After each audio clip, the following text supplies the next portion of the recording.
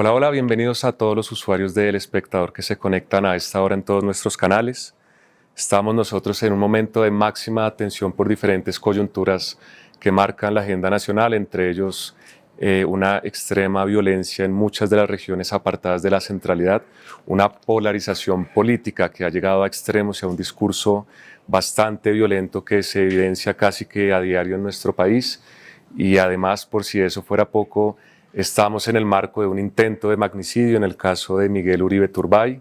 Y bueno, todo ello a la vez marca una diferencia y una gran dificultad en el marco de la protección de los derechos humanos para toda la población del país. Y para abordar esos temas nos acompaña hoy la defensora del pueblo, ella es Iris Marín. Defensora, ¿cómo está? Hola Sebastián, muy bien, muchas gracias. Y bueno, empezando por esa introducción que dicha así, se dice en un par de segundos, pero es algo muy grave que viene pasando desde muchas orillas del país. Pues yo quisiera empezar preguntándole por lo más coyuntural, que es el encuentro de 8 cuerpos que pertenecen a líderes sociales y religiosos que venían de Arauca y que fueron encontrados en el Guaviare. Y una frase dicha así pues es impresionante. Yo quiero empezar por ahí, como en qué contexto nos deja decir y dar una noticia de esas como colombianos. Sí, bueno, la desaparición forzada en Colombia es un asunto estructural y muy grave, digamos, del conflicto armado en Colombia. No es nuevo, infortunadamente lo tenemos que decir, pues sabemos que de hecho hay una unidad de búsqueda de personas desaparecidas que busca alrededor de 200.000 personas, pero tampoco es una realidad del pasado.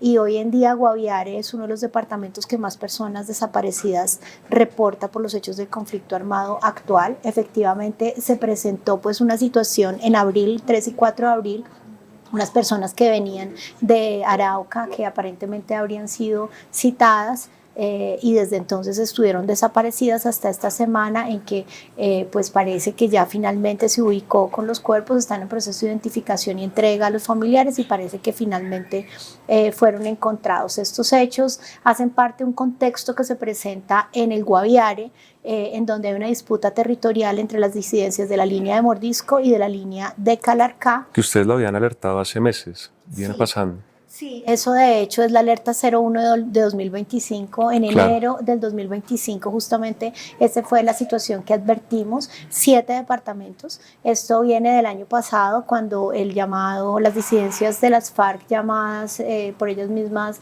el Estado Mayor Central se fracturaron, la línea de Calarcá a través del Estado Mayor de los Bloques y el Frente, que se denominan ellos mismos así, continuaron en proceso de negociación, no así la línea de Mordisco, y empezaron una disputa territorial, especialmente en el sur del país, en estos 7 departamentos, incluyendo el Guaviare.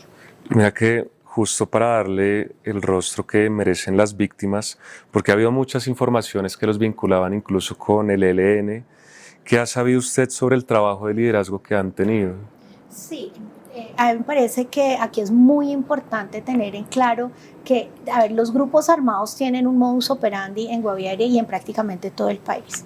Y es que aquella persona que no esté en línea de sus intereses o que venga de cierta región, la consideran como colaborador de uno de los grupos. Claro. Esa es una estigmatización que generalmente no tiene fundamento y que es una de las razones, además de los homicidios a líderes sociales, que es una de las características también muy tristes de nuestro país.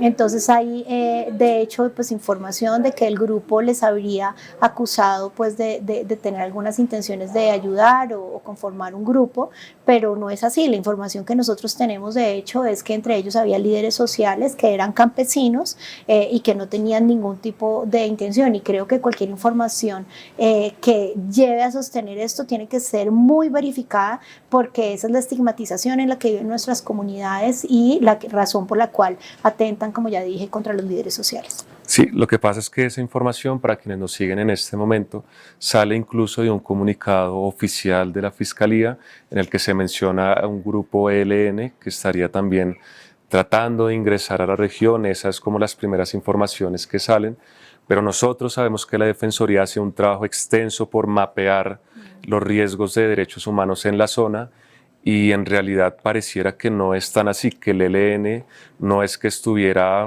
intentando hacerse con corredores o entrando a la región de esa manera. No tenemos información que permita vincular a estas personas que fueron desaparecidas y que ahora sus cuerpos fueron ubicados para decir que fueron o estaban trabajando con el ELN. Y no solo no tenemos esa información, sino que de hecho muchas veces los grupos la señalan indebidamente para justificar sus crímenes. Entonces, digamos, puede ser que esa información pues la dio el comunicado de la Fiscalía, pero no es información contundente, al contrario, la información que tenemos es que son liderazgos, personas que pertenecían a comunidades cristianas, y hasta que no hay una prueba contundente que demuestre algo distinto, creemos que son líderes sociales y comunidades campesinas. Ok.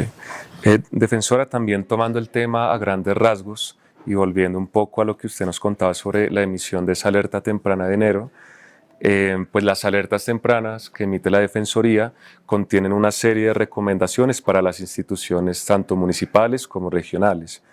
Y pues cumplidos ya 6 meses de esa alerta y con este evento de coyuntura tan fuerte, ¿qué conclusión le deja a usted sobre qué se hizo sobre esas recomendaciones?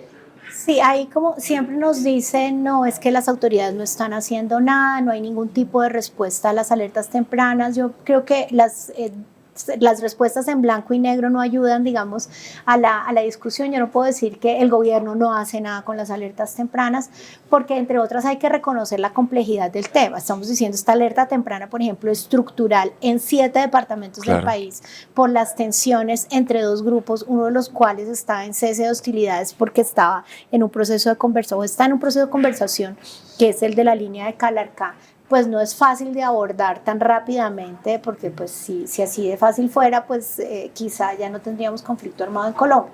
Dicho esto, reconociendo la complejidad y la dificultad de la respuesta, también es cierto que muchas veces vemos respuestas muy tímidas o respuestas burocráticas. Las autoridades se sienten solas. Hace unos días estuve en el Guaviare y fue muy triste ver la desolación de los alcaldes y de la gobernación, diciendo, porque había estado el presidente de la República, había estado el ministro de Defensa, habían estado las más altas autoridades del Estado, y decían, ya no creemos en nada. Cuando yo les decía, sí, hagamos esto, hagámoslo, o tomando propuestas que ellos hacían, decían, ya no creemos en nada, no les importa. Era como la percepción que tenían, y esa percepción pues está fundada en que la situación está muy grave y no en una respuesta, digamos, clara. Y las recomendaciones, digamos, generalmente son desconocidas. De hecho, esta alerta todavía no tiene seguimientos, cada 9 meses el seguimiento. Pero lo que sí tiene es un oficio de consumación, es decir, un oficio en el que decimos, estamos reportando que lo que se había alertado y el riesgo que vimos se está consumando, se están realizando por las desapariciones forzadas, porque hubo una emboscada al ejército, porque hubo un paro armado, porque hubo confinamiento, y además esto agravado por una situación de invierno que hace que la mayoría de las comunidades estén inundadas. Y mira que también a esa mezcla de situaciones que vienen pasando en el Guaviare, se suma un cese al fuego que hubo hasta hace unos meses y que marcaron en cierta medida cambios en la región, ¿no? Porque la intervención o no de la fuerza pública en esas dinámicas de guerra tienen muchos efectos en las regiones. Como qué conclusiones también han podido sacar del cese al fuego, de los resultados del cese al fuego, si es que los hay. Sí, pues yo creo que el tema de los ceses al fuego tuvo unos resultados bastante ambiguos. La verdad, la mayoría de las comunidades apreciaban, o con las que yo me reunía, apreciaban el cese al fuego como aprecian los procesos de conversaciones, y piden, por ejemplo, en Guaviare, piden que se reactiven todas las mesas. Era sacar, por ejemplo, al ejército de la ecuación. De una parte, y cuando no hay tanta disputa territorial, no hay tanto desplazamiento, confinamiento, ¿sí? Entonces uno entiende eso. De hecho, algunas cifras de homicidios se redujeron, el gobierno permanentemente lo dice. Sin embargo, también hubo una expansión de los grupos armados. Y lo otro que pasaba, que es lo que tú decías, es que, por ejemplo, en el Guaviare, donde hay una tensión armada entre, pues, unas hostilidades entre la línea de Calarcá y la línea de Mordisco, si la fuerza pública tiene un cese al fuego con uno de los grupos, ese cese al fuego ya se terminó, que era el de la línea de Calarcá, pues en la práctica lo que pasaba era que parecía que la fuerza pública le estaba dando más duro a un grupo que al otro, porque era un efecto, digamos, no esperado o no deseado más bien de ese cese de hostilidad. Ya el gobierno cambió su política Ahora, el hecho de que haya una intervención de la fuerza pública más directa y que no se haya continuado con ese cese, genera también nuevos retos. Ahora muchas veces recibimos, mire que en tal lugar está habiendo un desplazamiento porque hay combates con la fuerza pública. Entonces genera pues nuevos retos humanitarios. Mira, hablando sobre todo también de esos retos humanitarios, pues no podemos solo distinguirlos al Guaviare porque están pasando en muchas zonas del país. Nosotros, por ejemplo, desde la sección hemos notado cómo el suroccidente está siendo casi que a diario víctima como región de una oleada de violencia muy fuerte, sobre todo en los departamentos de Cauca, Valle del Cauca, Nariño, zonas donde hay mucha concentración también de hectáreas de coca, y de hecho la fuerza pública intentó de alguna manera realizar operativos para retomar control o por lo menos ejercer una presencia estatal allá, pero los efectos al sol de hoy parecen casi que nulos. La violencia antes ha crecido mucho más. ¿Usted cree que se está perdiendo el control de esa zona, de esa gran región del suroccidente? Bueno, no sé, no diría que la gran región del suroccidente se está perdiendo porque pues sería, digamos, muy difícil. Hay presencia institucional, hay alcaldes, hay gobernadores y tienen pues sus funciones, especialmente en los centros poblados, en las capitales, pero sí hay zonas del Cauca, del Valle, donde la gobernanza del Estado está muy limitada o prácticamente inexistente. Las autoridades existen, no vamos a decir que no están allí, pero muchos tienen que despachar desde fuera de sus territorios o tienen unas competencias, digamos, legales, formales que son por supuesto, pero que el tema también de los personeros. Por ejemplo, las personeras municipales que también tienen unos riesgos enormes. Por ejemplo, en el Valle está todo el tema de Jamundí, que está tan grave, el Bajo Calima, en el Chocó todo el tema del río San Juan, en Nariño todo el tema de la cordillera, donde hay disputas, y ahí hay unas zonas donde en Micay, en López de Micay, pues ni se diga,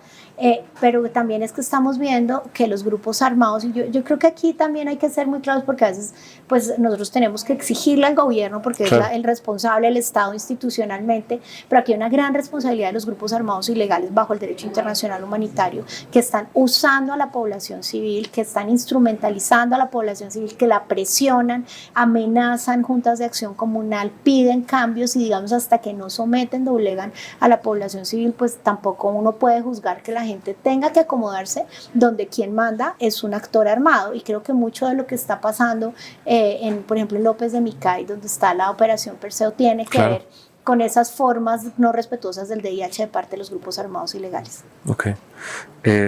Pues defensora, también pasando a otros temas, porque en verdad estamos en un contexto que implica grandes retos para las instituciones del Estado y para ustedes como órgano de control. Pues nosotros sabemos que la Defensoría estuvo muy activa durante el último mes ante esta campaña preelectoral que ya está iniciando. En su momento la Defensoría junto con miembros de la Iglesia estuvieron haciendo un llamado público a desescalar el lenguaje porque estamos en un momento de estigmatización y de polarización política muy fuerte. Pasado un mes, ¿qué conclusiones le deja ese llamado? ¿Se cumplió? ¿Le hicieron caso? ¿No fue así? ¿Cómo lo ve? Esto apenas empieza, pero bueno, tenemos de una parte unos aspectos positivos y para destacar. El pacto tuvo, el compromiso por unas elecciones libres y en paz tuvo una acogida muy importante entre la mayoría de los aspirantes y las aspirantes a la presidencia de la República, entre partidos y movimientos políticos. Obviamente, desde el inicio la convocatoria de la Defensoría del Pueblo fue respaldada por el Episcopado, por la MAPOEA, por las Naciones Unidas. Luego el cuerpo diplomático de la Unión Europea, de la Embajada Británica, de algunos países latinoamericanos se han sumado a respetar, digamos, a decir, vea, nos interesa que este compromiso se cumpla. En fin, el espectador también firmó el compromiso, es decir, ha habido una muy buena acogida, eso es bueno. Nos faltan algunos que no son menores, porque son partidos tradicionales importantes, falta el Partido Conservador, falta el Partido Liberal y falta el Centro Democrático. Los tres partidos políticos mostraron apertura, saludan la iniciativa, piensan que es importante, pero dicen que para ellos no hay garantías. Entonces lo que dicen es más que firmar un compromiso. ¿Por qué no habría garantías? Ellos consideran que el gobierno no está jugando neutralmente, entonces nos pidieron que el presidente suscribiera el compromiso y el presidente de la República suscribió el compromiso. Yo confío en que van a valorar y van a tomar la decisión de sumarse, pero es importante que lo hagan y también algunos candidatos. A eso iba, por ejemplo, ¿cómo va ese avance con los candidatos? Porque estamos en un momento totalmente caudillista y se han sumado también ellos, ¿no? Sí, los candidatos y las candidatas se han sumado. De hecho, en la primera semana ya teníamos la mayoría. Los que se demoraron fue por más cuestiones de comunicación, pero también nos faltan allí algunos. Ahora estamos en aspirantes, ¿no? Y aquí es difícil saber quiénes, o sea, digamos, mucha gente está aspirando a la presidencia de la República, pero los más significativos y nombrados públicamente ya han suscrito, no lo han hecho algunos del Centro Democrático, porque ya lo hizo María Fernanda Cabal, pero otros del otras, porque son mujeres, y otros del Centro Democrático no lo han hecho.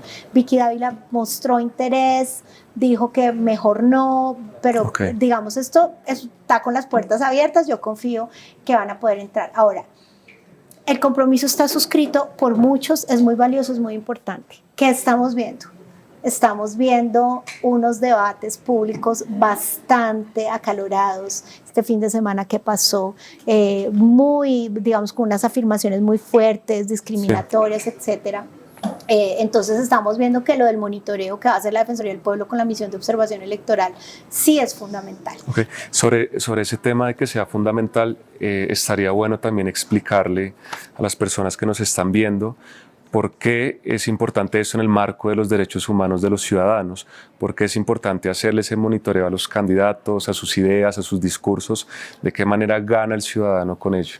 Muchas gracias. Sí, porque aquí tenemos un derecho fundamental que tiene como dos lados: el derecho a elegir y el derecho a ser elegido, los derechos políticos, que son la base de la democracia, pero es un derecho humano fundamental, el derecho que tenemos todos y todas de participar en la democracia, de aspirar a un cargo público, de votar, de tomar la decisión libremente. El compromiso electoral se llama compromiso electoral por unas elecciones libres y en paz, es decir, que todas las personas en Colombia podamos libremente decidir y sin violencia por quién queremos votar, y que gane quien gane, digamos, de derecha, izquierda, centro, pero que gane quien haya dado democráticamente pues la lucha, sin mentiras, ¿sí? No difundir información falsa que le hace creer a la gente ciertas cosas que de pronto, si supiera que son falsas, votaría por otra persona. Entonces tiene que ver con el ejercicio de la democracia, pero también tiene que ver con la violencia política en Colombia. Colombia es un país de altos niveles de violencia política. Vamos a sacar una alerta temprana electoral, porque no es un secreto para nadie que en Colombia amenazan candidatos, amenazan campañas, no se pueden instalar puestos de votación. Todo esto lo que buscamos es que se prevenga, empezando por el comportamiento de quienes participan en las elecciones. También puede ser una manera de hacerle seguimiento a una idea muy, muy valiosa, y es que en Colombia va a haber elecciones presidenciales, que en Colombia no está en riesgo las presidenciales del 2026 o algo por el estilo. Sí, no, yo creo que estamos partiendo del hecho que, por supuesto, tenemos un sistema electoral sólido, tenemos una democracia que tiene muchos retos, pero que hay que cuidarla todos los días, y que si la cuidamos vamos a tener unas elecciones presidenciales que efectivamente en mayo del próximo año se pueda decir quien ganó la presidencia de la República fue esta persona, y ganó sin trampas, sin mentiras, sin hacerle tropiezo o sin alimentar la violencia. Defensora, ya pasando a temas más de gobierno, del que usted también está muy atenta y lo ha hecho en escenarios públicos también, pues nosotros tenemos discursos muy fuertes que vienen desde el Ejecutivo, entre ellos decir que el Congreso es una dictadura parlamentaria, como lo ha dicho el ministro Eduardo Montealegre, y pues las constantes referencias del presidente a que el Congreso está cooptado por intereses económicos, políticos. Pues ¿qué evaluación podríamos hacer de ese tipo de discursos viniendo de personas que deberían representar la unidad nacional?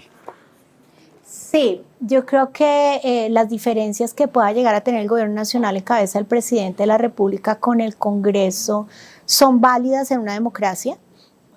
Digamos, no siempre, pues, o por ejemplo, inclusive con decisiones judiciales. Las decisiones judiciales se cumplen, pero se puede decir, mire, Claro. esta corte debió haber dicho esto, debió haber tenido en cuenta esto, pero nunca poner en duda la autoridad que tiene una corte o que tiene el Congreso para expedir las leyes.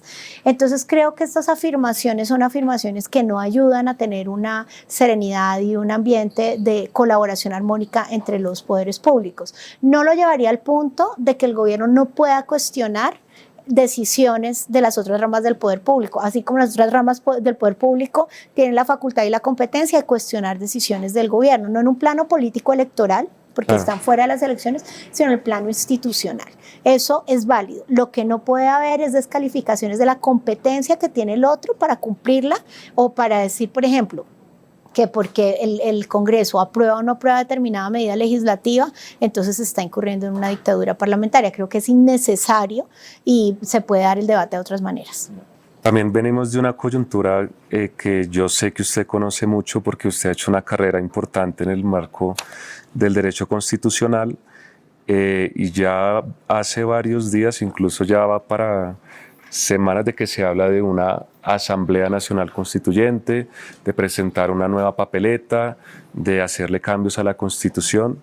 ¿Usted cree que es el momento oportuno y que al menos jurídicamente estaría sólida esa propuesta como se ha hablado hasta ahora?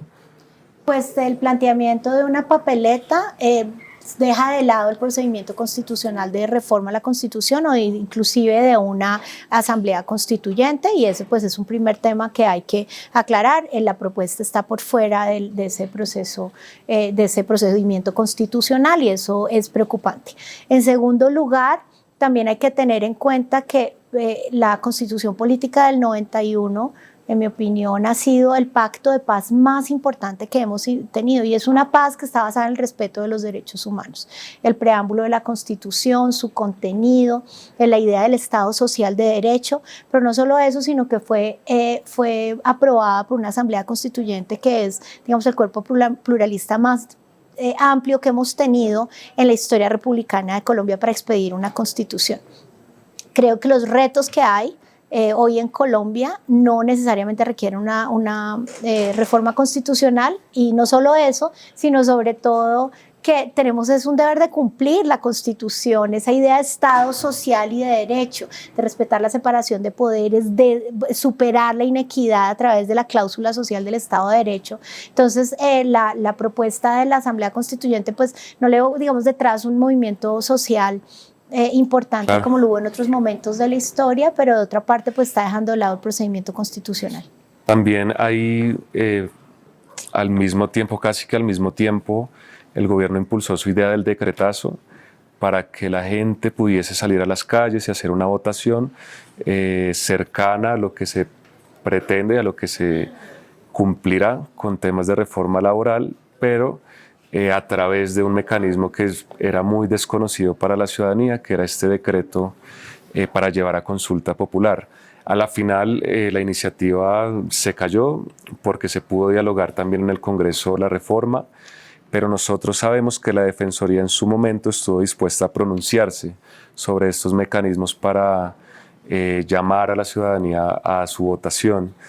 ¿Qué hubiese dicho la Defensoría en ese caso? No le voy a decir que hubiéramos dicho, sino que vamos a decir. En derecho existe una expresión que es sustracción de materia. Entonces ya ese debate está superado, el decreto no existe, hablemos de la reforma laboral. Esa es la iniciativa de la Defensoría, empezar a hablar de los derechos de los trabajadores y de la implementación de la reforma laboral.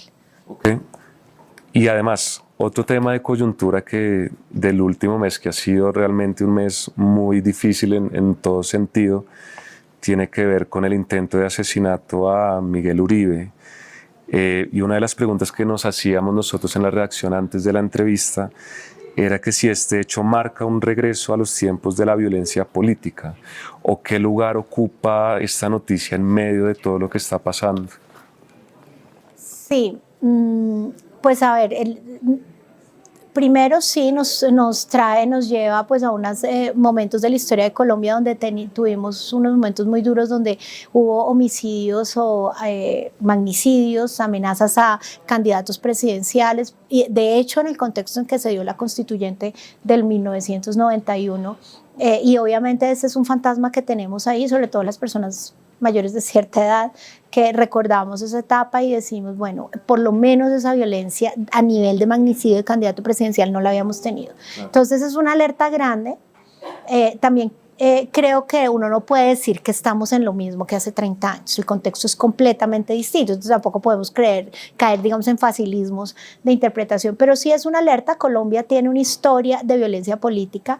El acuerdo final del paz con las FARC trataba, siempre recuerdo que Sergio Jaramillo decía, en últimas este acuerdo trata de sacar la violencia de la política y hacer política, sacar las armas de la política y hacer política.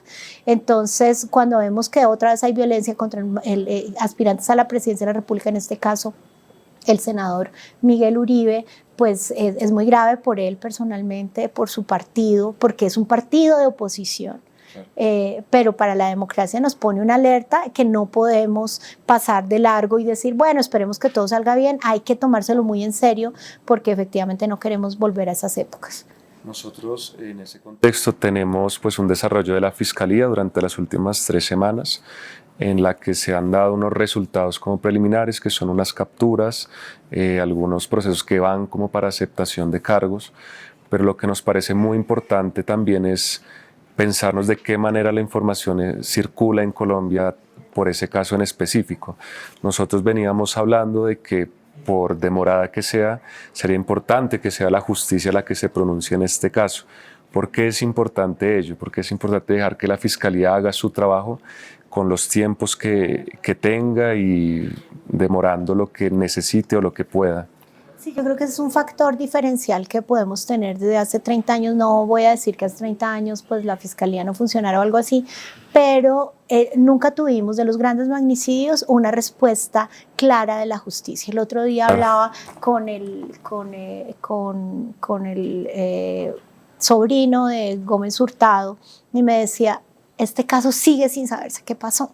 ¿Sí? O por los grandes magnicidios de la Unión Patriótica, sigue siendo como una gran especulación, y aquí creo que el rol de la justicia es fundamental, y yo creo que en eso podemos hacer la diferencia entre lo que pasaba hace 30 años, que la justicia pueda dar sus resultados y decir, y eso también es un indicativo de separación de poderes, claro. Es decir, ocurre un hecho de esta gravedad y le damos la palabra, el paso y el apoyo que necesita la justicia para decir lo que ocurrió fue esto, y que los responsables, no solo los autores materiales, que ha habido avances en esa materia, sino los autores intelectuales quienes estuvieron detrás, realmente se esclarezca. Y yo creo que esa es la oportunidad que tenemos, una fiscalía que está actuando en esa materia, que ojalá pueda llegar pronto a resultados.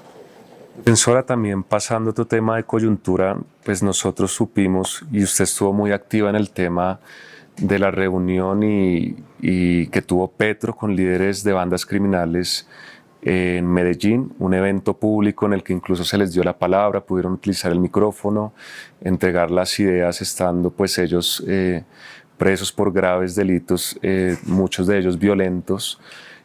Nosotros supimos su pronunciamiento, un rechazo a las maneras en las que se les dio, digamos, se les abrió el micrófono en un escenario público. Pero quisiéramos preguntarle cuál hubiese sido un acto que respetara las garantías de las víctimas. ¿Cómo cree que puede avanzar la paz total, o bueno, la idea de paz total con estas bandas de una manera en la que los derechos de las víctimas queden en primer plano? Sí, sobre esa situación tenemos 4 observaciones, 2 positivas y 2 críticas. Sí. La positiva, es importante avanzar en procesos de conversación con criminalidad organizada. Eso es algo que reconoció la Corte Constitucional en la sentencia de paz total, pero adicionalmente la mitad de las violaciones a derechos humanos contra población que se presentan hoy en día en el mundo, no solo en Colombia sino en el mundo, son causadas por criminalidad organizada. Esta idea de que los conflictos armados son la única o la principal fuente de violencia extrema contra la población, tristemente no es real. Hoy en día la violencia organizada tiene un rol, entonces sí es importante avanzar en estos procesos. Segundo, es importante que pues, el gobierno anunció y esta comisión anunció una subcomisión para el tema de niñez y adolescencia allá en Medellín, trabajar con 2.000 jóvenes, con el ICF. Creo que eso es una oportunidad enorme y bien importante. Ellos hicieron unos acuerdos, digamos, unos compromisos de reducción de la extorsión, de fronteras invisibles, de ciertos crímenes muy graves, uso de niños, y ha habido una reducción de no necesariamente derivadas. Hay un debate sobre si eso es consecuencia de los diálogos o no, eso es bueno. Pero dos observaciones críticas. Primero, las tarimas no son lugar para los criminales. Y eso sí, es un mensaje político y simbólico que se manda. Entonces nadie está cuestionando que el gobierno adelante conversaciones con los criminales. En eso consisten los acuerdos de paz. Nadie está cuestionando que se llegue a acuerdos y se avance y que eventualmente tengan posibilidades de reinserción política, social, de todo orden. Pero lo que estamos diciendo en este momento, ellos están en la cárcel y deben estar en la cárcel.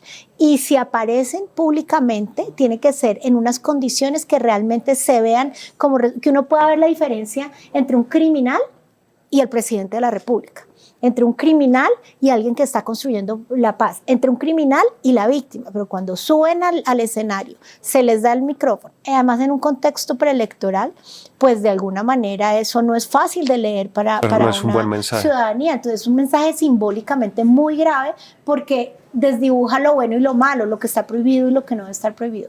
Y lo último, pues la rivalidad tan fuerte entre el gobierno nacional y el gobierno de la alcaldía de Medellín, que más que preocuparse por las víctimas, parecieran estar preocupados por quién tiene más la razón y la presencia en Medellín, y termina dejando de lado los debates de fondo. Defensora, también en otros temas que dependen del gobierno, pues un tema muy importante y que le preocupa mucho a la ciudadanía es el tema de la salud. Nosotros sabemos que la Defensoría ha hecho un trabajo extenso en 15 regiones del país por conocer qué está pasando, porque no se ha podido acceder a medicamentos con facilidad, porque el tema de las citas sigue siendo una pesadilla para las personas. ¿Qué nos puede contar sobre el trabajo que han realizado?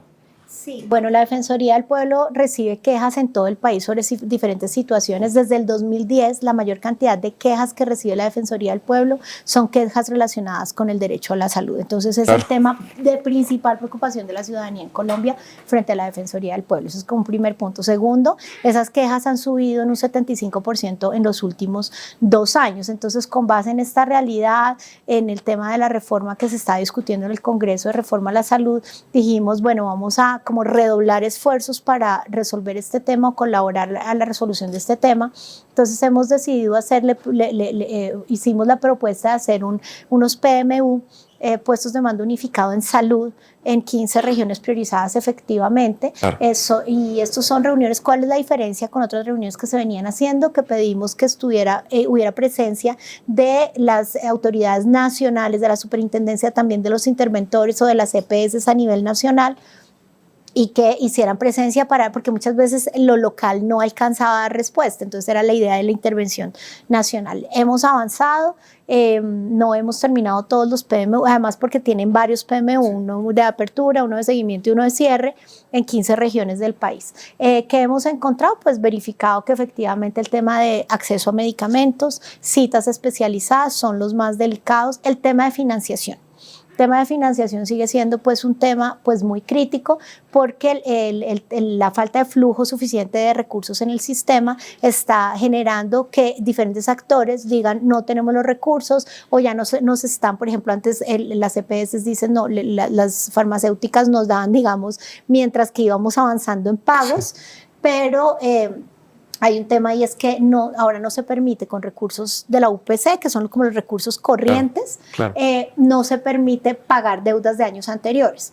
Antes sí se permitía. Entonces eso está generando que haya un problema de flujo de caja. Entonces eso está ahogando el sistema. Esto también está generando problemas en personal de salud, que se está viendo afectado en sus pagos. ¿Podríamos esperar algunos informes o un gran informe en tiempo? Sí, nosotros bueno, porque otra cosa que complementamos para los PMU ya fue como en el curso, estamos haciendo encuestas en puntos de atención de medicamentos para realmente corroborar, porque esto en el PMU el uno decía una cosa, el otro lo otro, y dijimos necesitamos información propia.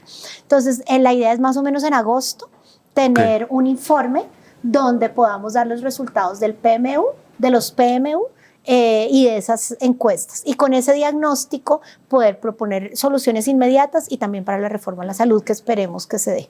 Listo, defensora, pues entonces muchas gracias por acceder a esta entrevista con El Espectador.